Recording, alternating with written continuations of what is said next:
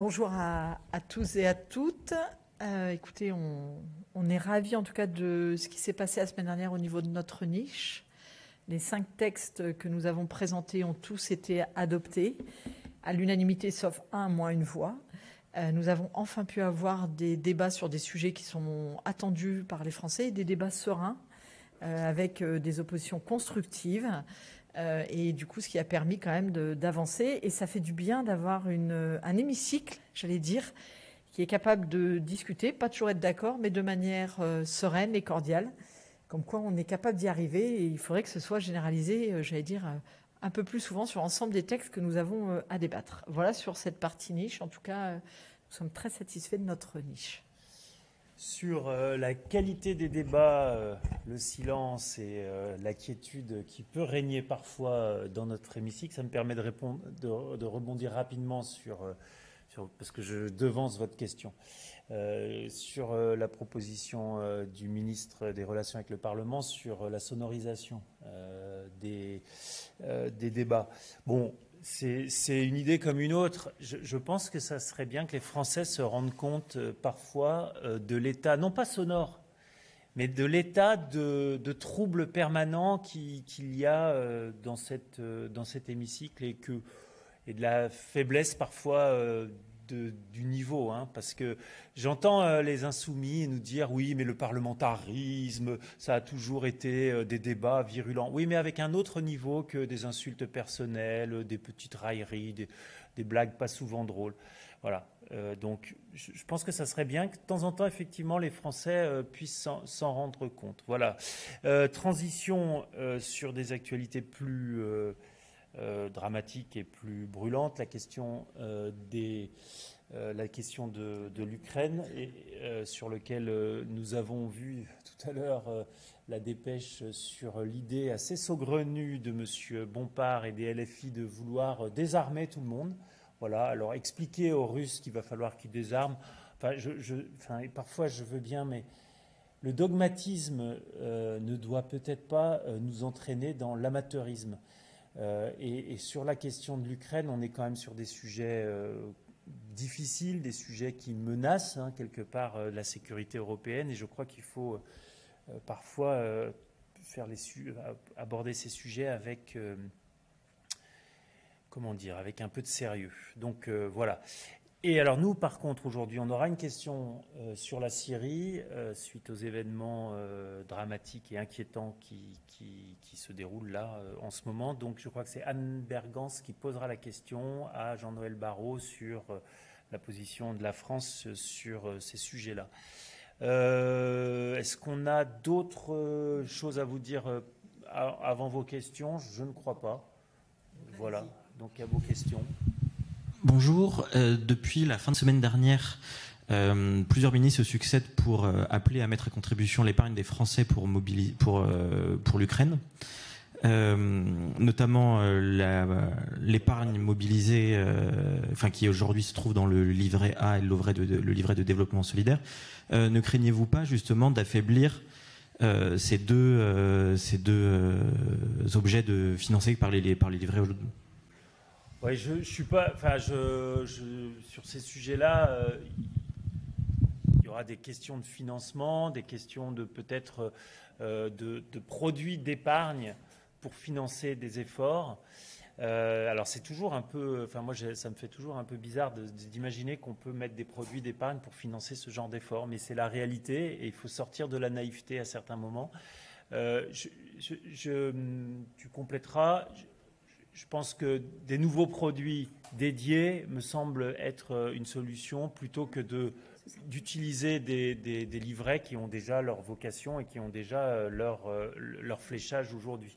Voilà. Ça peut même intéresser un certain nombre de personnes qui ont de l'épargne, parce qu'on sait que sur ce type de produit, on a des taux qui souvent ne sont pas inintéressants pour l'épargnant.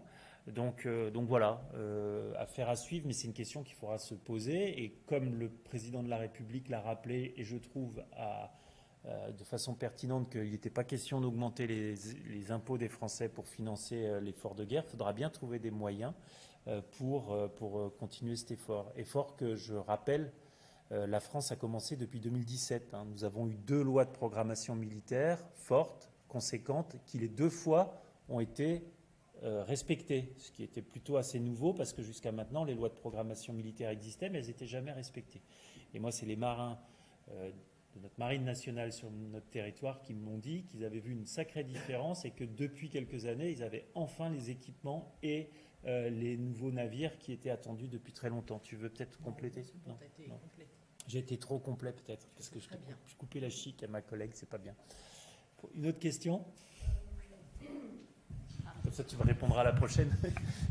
Il y a une proposition de loi de réforme du scrutin PLM, Paris-Lyon-Marseille, demain. Et visiblement, le rapporteur Mattei a pas mal réécrit le texte. Vous pouvez nous expliquer pourquoi? Alors, je pense que ce texte est, à un moment, il faut se poser la question sur ces modes d'élection. C'est quand même les 3 seules communes où on ne vote pas pour le maire. Aujourd'hui, il est important qu'on s'interroge dans le renouveau démocratique et dans la vitalité démocratique pour mettre en place un vote direct des maires de ces 3 communes via le suffrage direct.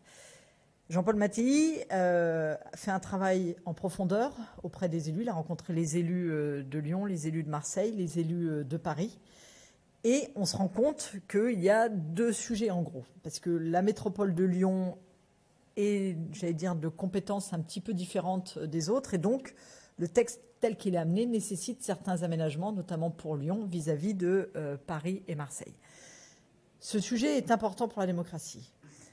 Nous avons besoin d'y réfléchir, mais je pense qu'il ne faut pas s'interdire effectivement certaines modifications pour coller à la réalité de ce qu'on voit au jour le jour. Et puis surtout, il va être intéressant de voir les débats en commission, puisqu'on voit bien que c'est un peu différent, j'allais dire, d'un groupe à l'autre, même dans les mêmes sensibilités. On a vu ce matin que certains à gauche étaient pour, d'autres contre. On voit bien que c'est quand même un sujet qui mérite peut-être de se regarder autrement qu'à la lumière des prochaines élections.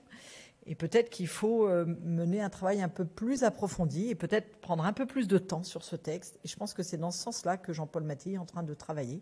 Le sujet est important. Maintenant, il est important de se donner aussi du temps pour bien le travailler. Donc, il n'y aura pas d'application pour 2026, a priori? On verra ce qui va se passer en commission. Mais je pense qu'il ne faut pas se fermer. Les débats. Il vaut mieux peut-être prendre un peu de temps et avoir un texte qui tient correctement la route plutôt qu'aller vite. Et comme là, on découvre qu'il y a une particularité avec Lyon.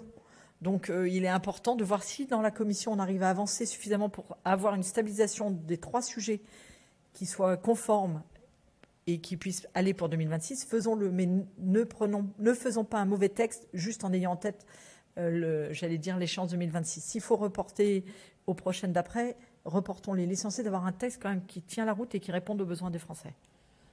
Et on a eu en réunion de groupe aujourd'hui une discussion aussi sur le corollaire un peu de Paris-Lyon-Marseille, c'est la question des EPCI, donc des intercommunalités, communautés d'agglomération, communautés de communes, mais aussi les métropoles.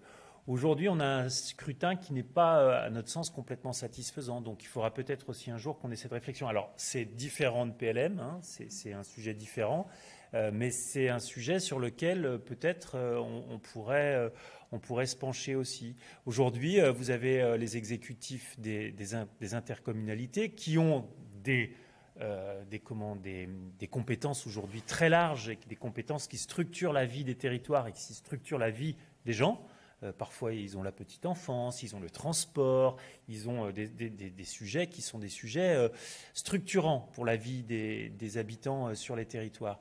Et pour autant, il n'y a pas de projet politique commun. Vous voyez, les maires sont élus, chaque maire a son projet politique, a son programme, et puis il n'y a pas de projet global de l'intercommunalité.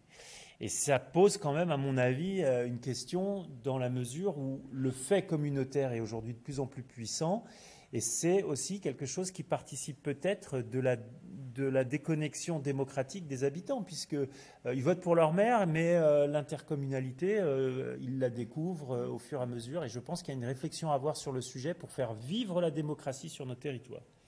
Mais ce n'est pas le lien avec Paris-Lyon-Marseille. Mais je profite de vous le dire parce qu'en toute transparence, on a eu ce débat durant notre réunion de groupe. Est-ce qu'il y a d'autres questions? Non? Eh ben, bon mardi de débat au QAG aujourd'hui.